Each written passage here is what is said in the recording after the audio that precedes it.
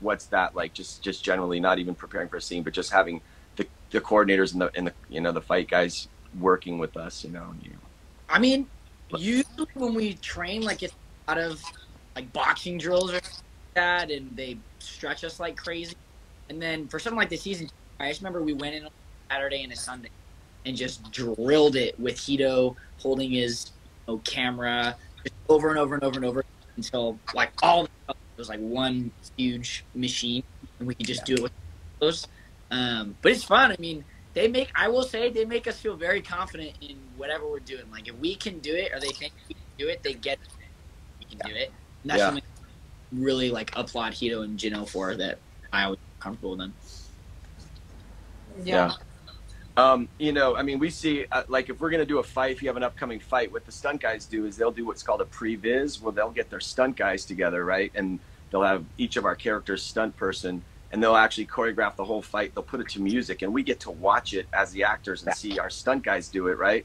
Then we have to go in there, and we have them as our backup, and they actually literally will shadow us. So, like, I got a guy that's me, my stunt guy, against Daniel's stunt guy, and me against Ralph, and we'll literally watch each other, and we do it that way. So that's one way that they come together, and then then along the way we'll modify it, because sometimes the move is too tricky, or we want to add something, or we have an idea, or it doesn't feel right for the character, and then so between the stunt people, it gets downloaded to us, and then we put our artistic expression in it, and then we go out and do it, and then sometimes we tweak it on the set, and it's usually ready to go. So and it's a lot of fun, but it also puts, I think, a lot of pressure on us too, because we got to act, and we got to learn our lines, and we got to get our sleep, and then and it's like at the end of the day, it's like, no, you're not done. Go to the trailer and learn your moves, right?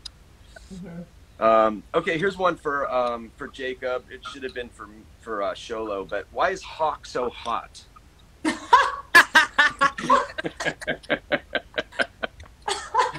Can you explain that to everybody? Everybody's wondering this. It's like there's 10 questions. Why is Hawk so hot? Did you send that in? Okay, go ahead. I know Will Bond sent that in. No, I think some people have like just a fetish for colored hair. I think that's what it is. Like whether it be red hair, people just really like hair. What? You know what it is.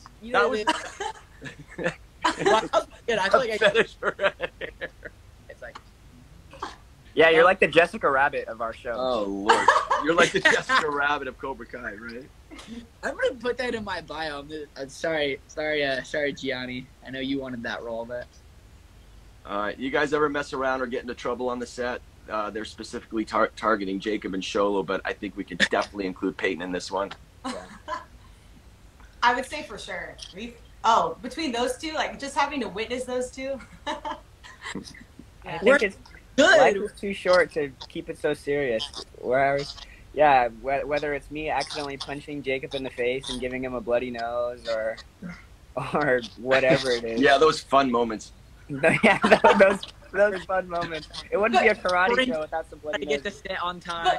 Billy, you're the one always getting in trouble, more than the kids. I am? Yeah, you are. We talked about, I remember season 1, it was like the big gag of like, where's Billy? They have, where's Billy? Yeah, they have, they have these PAs on us because they got to get their shots. So if you walk away from the set, I mean, and they're the best, but like, you need some time to go prepare somewhere, and they're like, the PAs will follow you. They'll be on they got the binoculars in the rafter. Like, I got Billy, like, bring him in.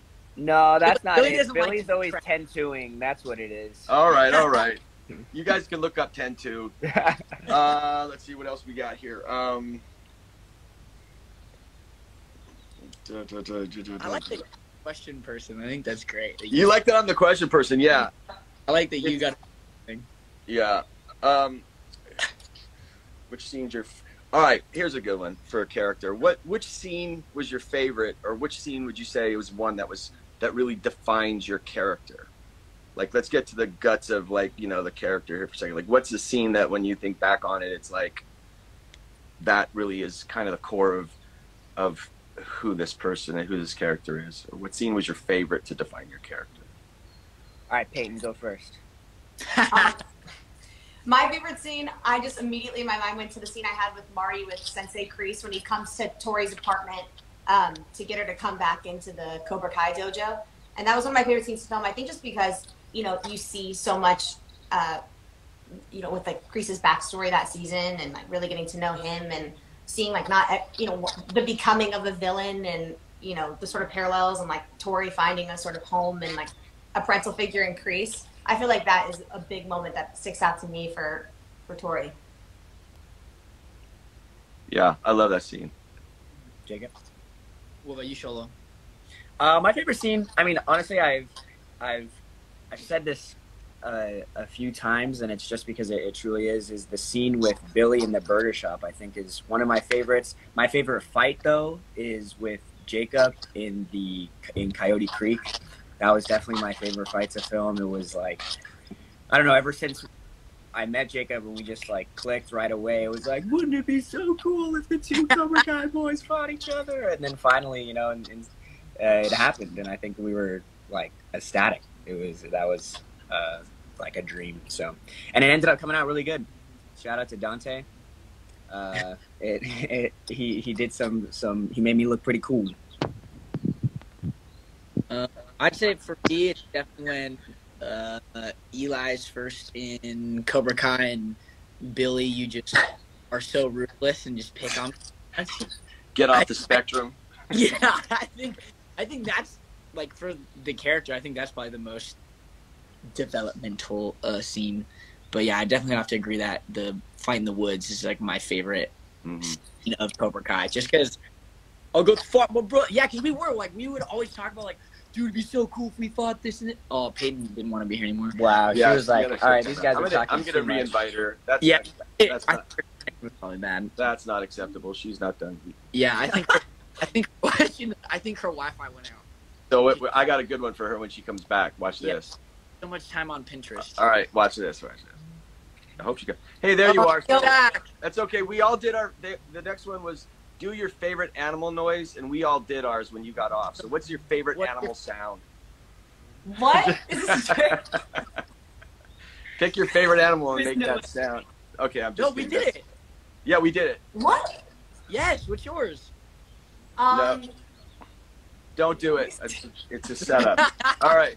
So I'll answer that question about a defining moment. I don't know, man. There's so many. I would say the very first fight at the outside the convenience store in season 1, episode 1. It's kind of the epitome of who Johnny is: eating a pizza, surrounded by indecision, and then sticking up for Miguel.